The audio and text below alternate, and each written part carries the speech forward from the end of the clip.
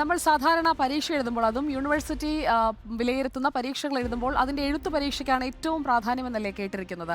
അതിൽ മാറ്റം വരാൻ പോവുകയാണ്. രാജ്യത്തെ യൂണിവേഴ്സിറ്റി പരീക്ഷകൾ മാറാൻ പോവുകയാണ്.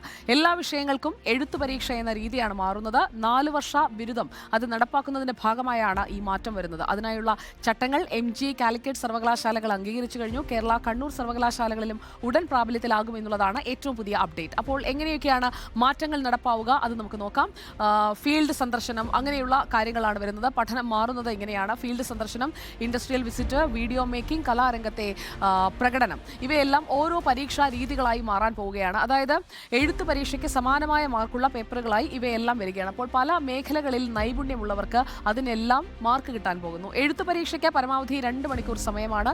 ഫൗണ്ടേഷൻ കോഴ്സ് 1 മണിക്കൂർ, മറ്റു വിഷയങ്ങളിൽ 2 മണിക്കൂർ. അങ്ങനെ ക്രെഡിറ്റ് അനുസരിച്ചാണ്, അതായത് എത്രയാണോ കിട്ടുന്ന ക്രെഡിറ്റ് അതനുസരിച്ചിട്ടാണ് ഈ സമയം നിശ്ചയിച്ച് നൽകുക. അപ്പോൾ മൊത്തത്തിലൊരു മാറ്റം വരാൻ പോകുന്നു. ഇനി എങ്ങനെയാണ് ഈ ഫൗണ്ടേഷൻ കോഴ്സ് എന്ന് നോക്കാം. ഫൗണ്ടേഷൻ കോഴ്സിന് ഓൺലൈൻ പരീക്ഷയുമുണ്ട്, അതുപോലെ തന്നെ ഓപ്പൺ ബുക്ക് പരീക്ഷയുമുണ്ട്. സാധ്യമായ കോഴ്സുകളിലെല്ലാം ഓൺലൈൻ പരീക്ഷ നടത്താനാണ് ഉദ്ദേശിക്കുന്നത്. അല്ലാത്ത ഇടങ്ങളിൽ ഫൗണ്ടേഷൻ കോഴ്സിന് ഓപ്പൺ ബുക്ക് പരീക്ഷയാണ്. അപ്പോൾ കൂടുതൽ സ്കോർ ചെയ്യാൻ പറ്റുമെന്നുള്ളത് പറയേണ്ടതില്ലല്ലോ.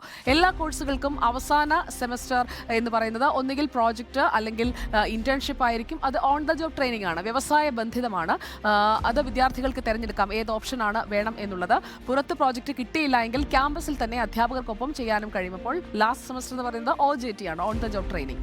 ഇനി അടുത്തത് ഇന്റേണൽ മാർക്ക്. ഇന്റേണൽ മാർക്കിലാണല്ലോ എപ്പോഴും അധ്യാപകർ നമ്മളെ പിടിക്കുന്നത്. ഇപ്പോൾ നിലവിൽ 20 മാർക്കാണ്, അത് പുതിയതെന്ന് പറയുന്നത് 30 ആകും. അപ്പോൾ 70-30 എന്ന രീതിയിലേക്ക് മാറുകയാണ്. ഏറ്റവും വലിയ മാറ്റം എന്ന് പറയുന്നത് ഇതൊന്നുമല്ല, പഠനം നമുക്ക് മാറ്റാം എന്നതാണ് മറ്റൊരു വലിയ പ്രത്യേകത. അതായത് ഓരോ വർഷവും കഴിയുമ്പോഴേക്കും നിങ്ങൾ പഠിച്ചുകൊണ്ടിരിക്കുന്നത് കേരള യൂണിവേഴ്സിറ്റിയിലാണ്, നിങ്ങളുടെ വീട് നിങ്ങൾക്ക് പോയി വരാൻ സൗകര്യം MGയിലാണെങ്കിൽ നിങ്ങൾക്ക് MG യൂണിവേഴ്സിറ്റിയിലേക്ക് മാറാം. രാജ്യത്തെ ഏത് യൂണിവേഴ്സിറ്റിയിലേക്ക് മാറാം. അതായത് കേരളത്തിൽ തന്നെ ഒതുങ്ങണമെന്നില്ല. നിങ്ങൾക്ക് മറ്റൊരു യൂണിവേഴ്സിറ്റിയിലേക്ക്, മറ്റൊരു സംസ്ഥാനത്ത് നിങ്ങൾക്ക് പോകണമെന്നുണ്ടെങ്കിൽ അതിനുമുള്ള സാധ്യത തെളിയുകയാണ്.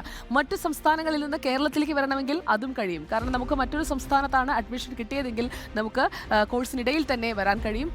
അക്കാഡമിക് ബാങ്ക് ഓഫ് ക്രെഡിറ്റ് വഴിയാണ് മാറ്റങ്ങളൊക്കെ നടപ്പാക്കുക. ഇനി മറ്റൊരു പ്രധാനപ്പെട്ട കാര്യം എന്ന് പറയുന്നത് ഭിന്നശേഷിക്കാരായ ആളുകൾക്ക് നമ്മൾ സഹായം വയ്ക്കുമല്ലോ. അപ്പോൾ പകരക്കാർ പരീക്ഷ എഴുതില്ല എന്നുള്ളതാണ് പുതിയ രീതി. ഭിന്നശേഷിക്കാരുടെ പരീക്ഷയ്ക്കുള്ള പുതിയ രീതി അങ്ങനെയാണ്. സാങ്കേതിക വിദ്യയുടെ സഹായത്തോടെ അവർക്ക് പരീക്ഷ എഴുതാൻ കഴിയും. അപ്പോൾ സ്വന്തമായി പരീക്ഷ എഴുതാൻ അവർക്കും അവസരം ഒരുങ്ങുകയാണ്. അപ്പോൾ ഇതൊക്കെയാണ് നമ്മുടെ പരീക്ഷാ രംഗത്ത് വരാൻ പോകുന്ന മാറ്റങ്ങൾ. അപ്പോൾ ഈ പുതിയ അപ്ഡേറ്റ് നമ്മുടെ വിദ്യാർത്ഥി സുഹൃത്തുക്കളുടെ അറിവിലേക്കായിട്ട് നമ്മൾ